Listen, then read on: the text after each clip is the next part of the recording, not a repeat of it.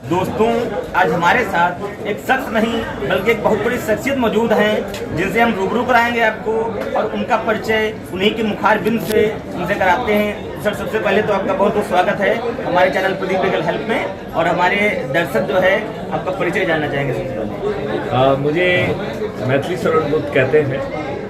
मैं मध्य प्रदेश कैडर से 1984 बैच का IPS ऑफिसर हूँ।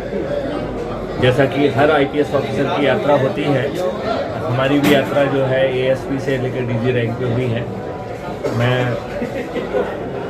गवर्नमेंट ऑफ इंडिया में ITBP पे भी रहा हूँ, CRPF में भी था, IG ऑफिसर खासमी और STM। I was additional DG administration, I was the additional DG railway, I was the DG railway, I was the DG on board and civil defense and disaster management, and I was the DG police reform also।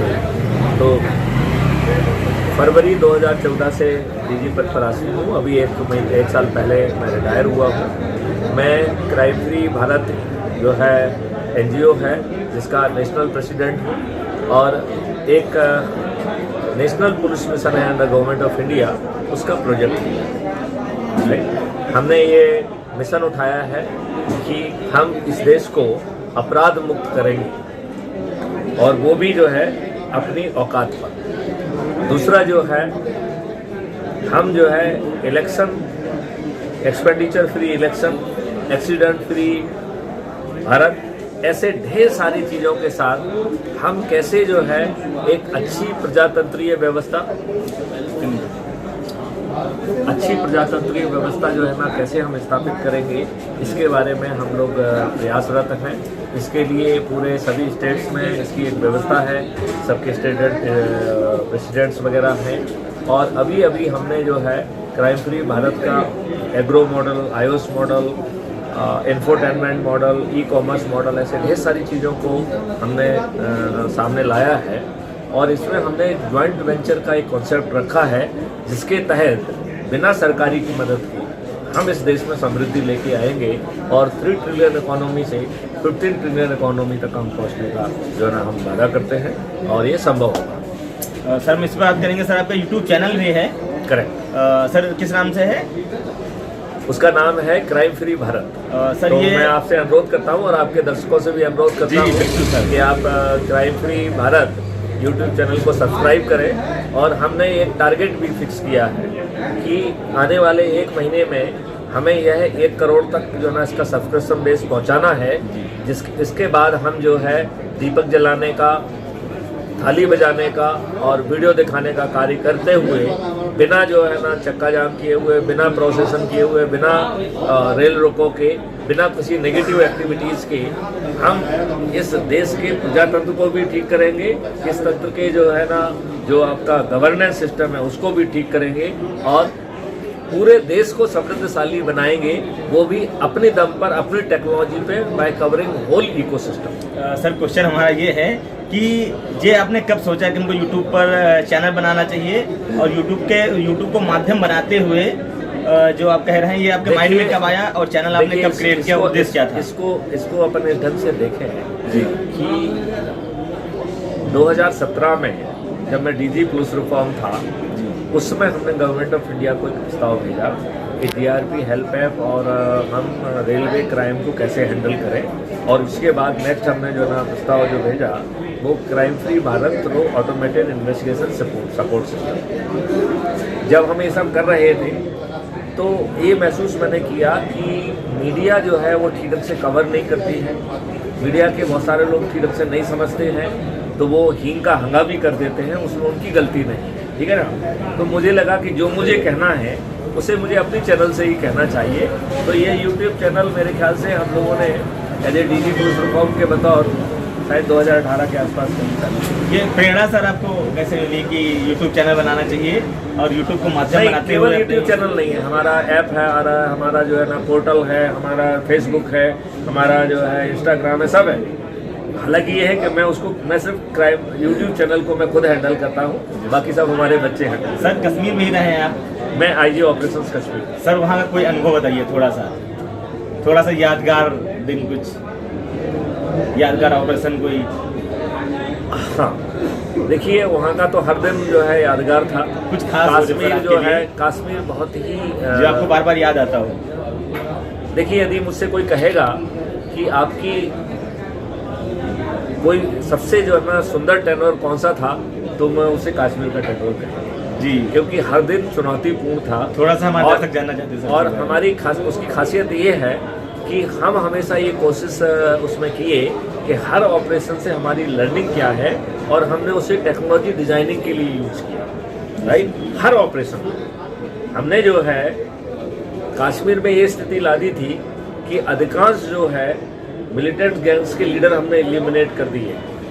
फिर उन्होंने temporary leader को, क्योंकि कोई उनको permanent leader नहीं मिल रहा था, तो टेम्परेरी लीडर उन्होंने किए, फिर उन्होंने टेम्परेरी लीडर भी एलिमिनेट करना चालू किए। तो बहुत सफलता मिली, और उसमें हमने टेक्नोलॉजी का बहुत ज़्यादा यूज किया। हमें गैलेंट्री मॉडल भी जो है ना कश्मीर में ही मिला है। तो I feel it was very eventful. और सबसे जो महत्वपूर्ण क्षण था, जिस दिन हम अपना लास्ट डे वहाँ पे पूरा कर रहे थे, वहाँ का सबसे ड्रीडेड मिलिटेंट्स को उस दिन ऑपरेशन में मार गिराया था। और हमारे लोगों ने कहा कि एक मिलिटेंट जिसको हम मारने के लिए काफ़ी समय से प्रयासरत थे, वह लास्ट डे हम एलिमिनेट कर पाए, ये सबसे बड़ी गिफ्ट थी। और जब हमको वहाँ पे फेयरवेल दिया गया, तो लोग बाग जो है गले में फूल माला चलाते हैं। हमारे जवानों ने हमारे गले में फूल माला नहीं डाली, वो हमारे पैरों में जो है ना फूल चला। तो वो एक ऐसा मानविक समय था, मैं उस क्षण को कभी नहीं भूल सकता हूँ। जो प्यार और स्नेह मुझे जो है हमारी फोर्स ने दिया, सीआरपीएफ ने दिया, आईटीबीपी ने दिया, और हम तो कह रहे हैं कि जो स्नेह हमें कश्मीर की जनता ने दिया। कश्मीर की जनता बहुत मीठी और अच्छी जनता है। मुझे लगता है कि इन दुष्टों ने जो है ना उसे इतना खराब करके रखा है। कश्मीरी एज सच बहुत अच्छे लोग। सर ये हुनर, ये जज्बा, ये जिंदा दिली सर, ये आपको बचपन से है या फिर कहीं से प्रेरणा मिली तो आप थोड़ा सा? नहीं, मेरे ख्याल से ईश्वर ने शायद इसी तरीके से मुझे क्रिएट किया, गिफ्टेड है सर इससे अकॉर्डिंग। सर लास्ट में हमारे दर्शकों को, हमारे नवयुवकों को कुछ मैसेज दे दीजिए। देखिए, मैं आपको एक बहुत ज़रूरी मैसेज देना चाहता हूँ कि आपको जो है आज़ादी नहीं मिली है। There's just transfer of power from the गोरा अंग्रेज टू द काला अंग्रेज। और जिन काले अंग्रेजों को ये ट्रांसफर ऑफ पावर हुआ, वो डिजर्विंग लोग नहीं थे। उन्होंने जो है बेसिक जो है सावधानियां भी नहीं रखी। जिन लोगों के कारण यह देश जो है ना दो भागों में बटा, उनमें से 80-90% को इसी देश में रह जाने दिया। यदि आपको इसी देश में रहना था तो आपने दो देश क्यों बनाए? नंबर 1। नंबर 2, एक वकील जिसका नाम था रेड क्लिफ, उसको हमने जो है जहां उसका दिल किया उसने लाइन खींच दी। ये दो देश की बाउंड्री एक वकील, जो रेड क्लिफ नामक वकील, एक लाइन खींच के कैसे तय कर सकता है? हमने उसमें भी कोई भूमिका नहीं निभाई। जब इस तरीके से दो जगह लोग डिवाइड होंगे, लोगों को अपनी जगह से अपरूट होना होगा, और वहाँ पर इस तरीके से माहौल था, तो क्या ये अनुमान लगाना इतना मुश्किल काम था क्या? तो हमारे लोगों ने वो अनुमान भी नहीं लगाया। जब अंग्रेज डरे हुए थे, और वो डर के इतने ज़्यादा डरे हुए थे कि उन्होंने आज़ाद हिंद फौज का ट्रायल भी विड्रॉ कर लिया। और ये ट्रायल उन्होंने विड्रॉ किया उनकी जो कमांडर इन चीफ था उसकी रिपोर्ट के आधार पर, और मिलिट्री इंटेलिजेंस की रिपोर्ट के आधार पर। उनका जो commander in chief of Indian arm forces था, उसने ब्रिटिश को कैसे जो है ना रिवोल्ट की स्थिति में भारत से सुरक्षित निकालेगा, इसके लिए एक एग्जिट प्लान बनाया। जहां अंग्रेज इतने डरे हुए थे, उस समय हमारे नेहरू जी ने और राष्ट्रपिता महात्मा गांधी ने अंग्रेजों की हर बात क्यों मानी? हमने जो बेसिक सावधानियां रखी थी वो क्यों नहीं रखी? क्या ये अनुमान लगाना कठिन था कि जब जो है वहाँ से हिंदू यहाँ आएंगे तो उनके साथ अत्याचार होने की संभावना है? हमने ये सावधानियां अपनी बातचीत में, अपने मॉडल में क्यों नहीं रखी? हमें, आपको नहीं लगता है कि ये सावधानियां उस समय होना चाहिए थी? इसके बाद हमने वही तंत्र चुन लिया जो अंग्रेजों ने अपने शासन को चलाने में बनाने के लिए था। आप लोग वकील लोग हैं, आपको मालूम है कि आज आपकी पुलिस 1861 के पुलिस एक्ट से गवर्न हो रही है, और जब भी कोई सुधार की बात करते हैं तो सभी जो काले अंग्रेज हैं, इनकी रूहें कांप जाती हैं। तो इनको जो है ये अंग्रेजों के ज़माने की शोषक और आपको अपमानित करने वाली पुलिस बहुत अच्छी लगती है। एक रिस्पॉन्सिबल अकाउंटेबल पुलिस इनको नहीं चाहिए। ये एक विडम्बना का विषय है कि आपकी अभी यहाँ वकील साहबों का कहना था कि साहब 10% केसेस में भी FIR दर्ज नहीं होती है। तो ये यही आपकी आज़ादी है कि जो सरकार है, क्या इसी के लिए आपने आज़ादी पाई थी कि आपके थानों में सुनवाई ना हो? क्या आप ये नहीं मानते हैं कि आपके चुनी हुई सरकार की संवैधानिक रिस्पॉन्सिबिलिटी है और सार्वभौमिक रिस्पॉन्सिबिलिटी भी है कि आपको अच्छी पुलिसिंग दें? फिर 80-90% केसेस में जो है FIR दर्ज क्यों नहीं होती? क्या ये कॉन्स्टिट्यूशनल फेल्योर ऑफ मशीनरी है? यदि ये कॉन्स्टिट्यूशनल फेल्योर ऑफ मशीनरी है तो आर्टिकल 356 के तहत हम ऐसी सरकारों को डिसमिस क्यों नहीं कर? हमने अकाउंटेबल क्यों नहीं बना? कारण क्या है कि ऐसा हो रहा है कि 80% लोगों की बात नहीं सुनी जा रही है? आपको ये मालूम है कि ये कॉन्स्टिट्यूशनल मशीनरी को चल रही है कि नहीं चल रही है सरकार? जी बिल्कुल एक्सेप्ट करते हैं। नहीं, उसके लिए एक प्रावधान है संविधान में जिसके तहत गवर्नर हर महीने एक रिपोर्ट सबमिट करता है कि सरकारी मशीनरी जो है वो संवैधानिक व्यवस्था के अनुसार चल रही है कि नहीं चल रही है। तो हमारे ये गवर्नर ये रिपोर्ट में क्यों नहीं भेजते कि संवैधानिक फेल हो चुका है और इस सरकार को हमें डिसमिस करना चाहिए? अब जो है सवाल उठता है कि इसका निदान क्या है, आपका संदेश क्या है? जी बिल्कुल सर, तो हमारा संदेश ये है, क्या रूपरेखा है आपको? हमारा संदेश ये है कि मैथिली शरण गुप्त, मैं ये कहना चाहता हूँ कि क्राइम फ्री भारत आपको अपराध मुक्त भारत जो है ना कटोरे में रख के दे रहा है। इसके 5 चरण हैं। पहला चरण है कि बिना थाने जाए आपकी लीगली एक्सेप्टेबल FIR हो, और उसी सांस में वो कह रहा है कि यदि किसी ने झूठी रिपोर्ट लिखाई है, एग्जीरेटेड रिपोर्ट लिखाई, तो उस ऐसे फरियादी को भी उसी सर्टेनिटी के साथ प्रोसिक्यूट किया जाए। दूसरी सर्टेनिटी है कि हमारा जो क्राइम फ्री भारत का जो बैकएंड इंजन है वो पुलिस को इतने इन्वेस्टिगेशन सपोर्ट देगा, इन्वेस्टिगेशन लीड देगा कि पुलिस का सबसे बौना, सबसे ऑर्डिनरी, सबसे जो है ना कमजोर पुलिस वाला भी सभी केसेस को डिटेक्ट कर पाएगा। फिर जो है क्राइम फ्री भारत का कहना है कि हम आज की संवैधानिक व्यवस्था में आज के कानून के तहत जुडिशरी की मदद करते हुए 15 दिन में सजा दिला पाएंगे। 15 दिन में। तो सर इसके लिए हमारे दर्शकों को क्या करना पड़ेगा, क्या रणनीति है कि किस तरीके से हम आपका सहयोग कर सकते हैं ताकि इस करने में हम सफल हों? देन जो है टेक्नोलॉजी के माध्यम से हर अपराधी की 360 डिग्री जो है वो इंफॉर्मेशन जो है वो रहेगी, और उसके साथ ही हम आपको राइट टू प्राइवेसी भी दे रहे हैं। मतलब हम आपका 360 डिग्री इंफॉर्मेशन भी रहेगी और राइट टू प्राइवेसी भी दे रहे हैं, और हम सर्टेनिटी के साथ अपराध को रोक पाएंगे। और चूंकि जब आपको सब कुछ 360 डिग्री में मालूम है तो उस अपराधी को अपराधी क्यों रखना चाहते हैं आप? तो वो अपराधी को सर्टेनिटी के साथ रिहेबिलिटेट करेगा। पब्लिक को 5 जो है वो रेवेन्यू स्ट्रीम दे रहा है, वो रेवेन्यू स्ट्रीम इतनी भारी होंगी कि सरकार जो है उस रेवेन्यू स्ट्रीम से इतना पैसा इकट्ठा कर पाएगी कि उसे अपना जो है ना आपका डेवलपमेंट करने के लिए टैक्सेशन की जरूरत नहीं है। इतना पावरफुल वो सिस्टम है, ठीक है ना? तो सर किस तरीके से हम सहयोग कर सकते हैं आपका? और आपको बहुत सिंपल तरीका है सहयोग करने का। आप crime free Bharat YouTube channel को आप सब्सक्राइब करिए, और crime free Bharat YouTube channel को जो है हमें 1 महीने के अंदर 1 करोड़ तक पहुंचाना है। सर ये सर आप 1 करोड़ जो टारगेट है सर इसका पूरा होने के बाद ही बताएंगे सर? नहीं, हम बताएंगे हम क्या कर रहे हैं, अभी 2 मिनट में बता देंगे। जी। हमारा अक्सर इसका कहना ये है कि हमारा जो है अपनी सरकार से बातचीत करने का तरीका अलग होना चाहिए। जी बिल्कुल परफेक्ट। तो हमें जो है वो पुराना चक्का जाम और ये जो फालतू की चीजें हैं उससे बाहर निकलना चाहिए, ठीक है ना? तो हम ये ना करें, हम दीपक जला के थाली बजाकर और अपने वीडियो चलाकर आज के जो काले अंग्रेज हैं जो कि बहरे हैं,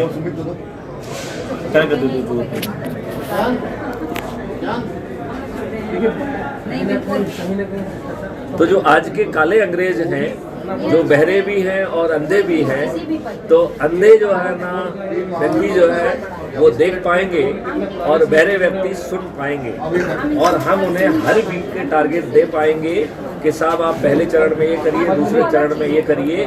हम जो है एक्सपेंडिचर फ्री इलेक्शन ला पाएंगे। हम स्टेट फाइनेंस एक्सपेंडिचर की बात नहीं कर रहे हैं। Committing expenditure during the election would be a crime because that is not required, और वो जो है आज की व्यवस्था में और आज के कानून के तहत संभव हो सकेगा। आपकी जानकारी के लिए आपका जो क्या नाम इसका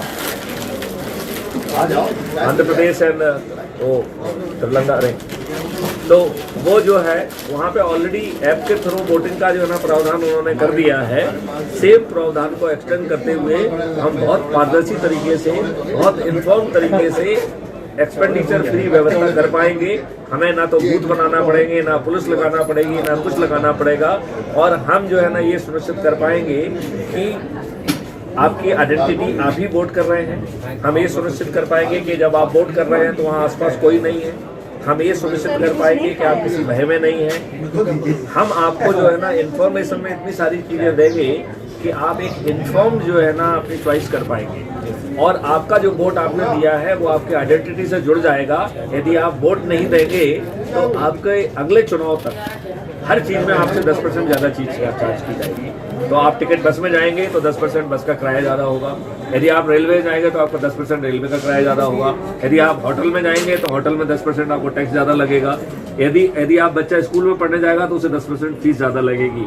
जब आपको हर दिन ये याद दिलाया जाएगा कि आपने वोट नहीं दिया है तो अगली बार आप वोट ना देने की गलती कभी नहीं करेंगे जी। तो हम एक बहुत ही जिम्मेवार व्यवस्था को ला पाएंगे, ट्रांसपेरेंसी व्यवस्था को ला पाएंगे, हम जो है एक्सपेंडिचर फ्री इलेक्शन को ला पाएंगे, और बाकी चीज़ें जो करना है वो क्राइम फ्री भारत अपनी खुद टेक्नोलॉजी डेवलप कर रहा है। हम सभी व्यक्तियों से ज्वाइंट वेंचर कर रहे हैं, और ये हमारी प्रॉमिस है कि हम उनकी इनकम जो है ना 5 गुना बढ़ाएंगे। हम 3 ट्रिलियन इकोनॉमी से अपनी इकोनॉमी को 15 ट्रिलियन इकोनॉमी तक ले जाएंगे। मैं सिर्फ आपसे एक ही चीज़ मांग रहा हूँ कि आप अपना अनकंडीशनल सपोर्ट हमको दीजिए। ना हम आपसे पैसा मांग रहे हैं, ना आपसे कोई समर्थन मांग रहे हैं, ना आपसे कह रहा हूँ मैं कि आप हमारे पास आइए, दिल्ली चलिए, फलाना चलिए, चक्का जाम करिए, ये कुछ नहीं करना है। हम सरकार को आपके विरुद्ध अपराध पंजीबद्ध करने का मौका नहीं देंगे। हम आपको जो है ना वो आपके ऊपर लाठी चलाएं, गोली चलाएं, ऐसा मौका नहीं देंगे। वो आपके विरुद्ध अपराध पंजीबद्ध करें, ऐसा भी मौका हम उनको नहीं देंगे। लिहाजा जो है हमारा अपनी चुनी हुई सरकार से बात करने का तरीका अलग होगा।